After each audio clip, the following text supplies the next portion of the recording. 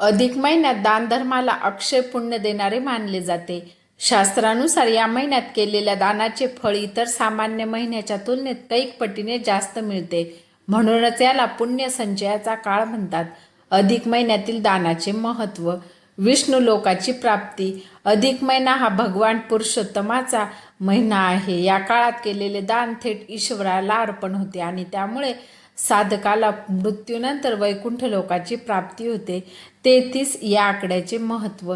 या महिन्यात 33 या संख्येला विशेष महत्त्व आहे. 33 कोटी देवांचे स्मरण म्हणून 33 वस्तूंचे दान केले जाते. यात प्रामुख्याने 33 अनारसे, 33 मालपुवे किंवा 33 फळांचे दान केले जाते.